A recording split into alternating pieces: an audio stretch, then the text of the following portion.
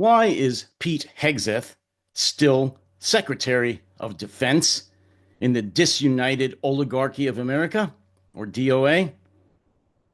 That's the question. Hello, I'm David Debato, and this is the No Delusion Zone. So why is Pete Hegseth still Secretary of Defense? Oh, I know the reasons. I know the stories. I know all the MAGA bullshit. But after the utter failure and embarrassment he's caused this country, even unembarrassable Trump with the signal debacle, you would think that even an imbecile like Trump, who's pretty much impervious to being embarrassed, would want to move on from this drunken imbecile Hegseth. But no, he's sticking with him. And so the next saga, the next piece of the story here for old Pete the drunkard Hegseth, white supremacist Hegseth, Kremlin lover Hegseth, is whether or not Secretary of Defense, or as they say, SecDef, Hegseth, is really a Kremlin lover. I'm referring to the recent story that many of you have already heard about as to whether or not the American Secretary of Defense has a Russian email account, or whether he had one in the recent past.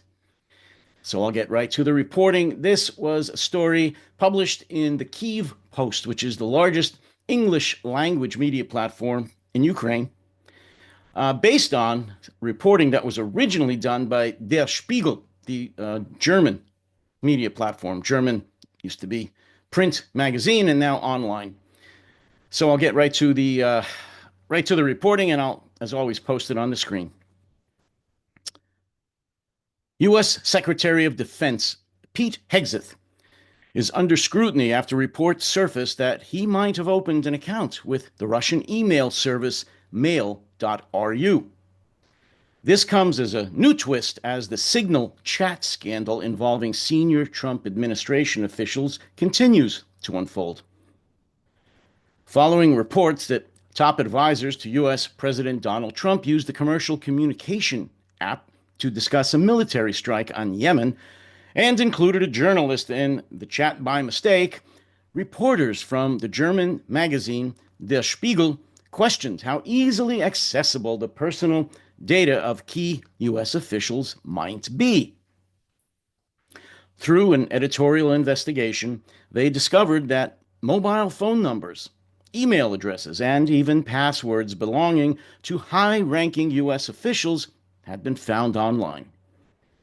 Among those exposed were Hegseth, National Security Advisor Michael Waltz, and Director of National Intelligence Tulsi Gabbard, putting the security practices of Trump's top security officials into question, end quote.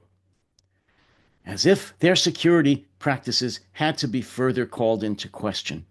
Isn't it obvious enough that these are bumbling idiots who should never be allowed anywhere near classified information, who should never be allowed anywhere near any government jobs, really? They are underqualified to be the clerk in a small town city, in a city hall. They are underqualified to be a dog catcher in a town of one, much less leaders of our military and national security services. And the second part of this that I'll read for today, and again, this is up on the screen now. The reporters submitted a link to his LinkedIn profile and received Hegseth's Gmail address, phone number, and other details in return. The same technique was used to obtain Waltz's information, which was found alongside passwords in open databases connected to Microsoft Teams, LinkedIn, and WhatsApp. Gabbard, meanwhile, appeared to take more precautions, but journalists still located her email addresses on WikiLeaks and Reddit. Hegseth alleged Russian email address. After the investigation, Finnish disinformation researcher Pekka Kallionimi published a screenshot from an alleged database compiling past data breaches that purportedly showed an email address owned by Hegseth under the mail.ru domain. And this was posted on X by Kallionimi. Interesting article about how the Trump administration security advisors' mobile numbers, emails, and passwords can be found in commercial databases and publicly available leaks. My question is, why does Pete Hegseth have a Russian email address? Indeed, why does the Secretary of Defense of the United States of America, or the disunited oligarchy of America, have a Russian email address for any reason whatsoever? You know, in a normal time, in a normal country led by normal people, well, Hegseth wouldn't be in the position he's in. He wouldn't be the Secretary of Defense. But if he was, this alone, forget the signal issue, the signal travesty. This issue alone, a Secretary of Defense found through a journalist's research to have a Russian email account, would be immediate grounds for, of course, an investigation and then termination. He would be asked to resign, and if he didn't, he'd have his ass booted out. But no, not here. No, they're going to cover for him, which they already have, saying it's no big deal, or that's not him, or you name the excuse, and they will cover for Hegseth and Gabbard and Walz.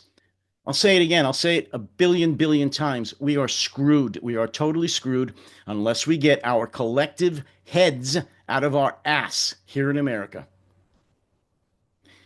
And the only way that we're going to, in my opinion, solve the problem now, since MAGA controls every and all the levers of government, all three branches of government, the executive, the legislative, the courts, they own the Department of Justice, the FBI, various district courts, God knows how many in the military.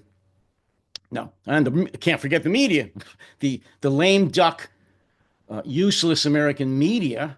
No, the only way this is going to be fixed is when the American people in the tens of millions, take to the streets consistently, peacefully, but in the tens of millions consistently, and demand change. Demand change. I don't care what it takes, starting with unelected officials controlling the government, and then in 2 years, vote these sons of bitches, these traitors, out of office.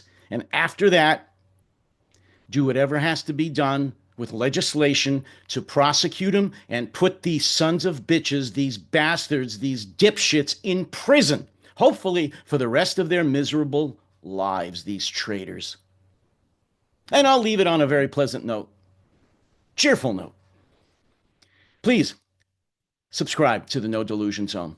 Tell others to subscribe to the No Delusion Zone. We need your help. I need your help.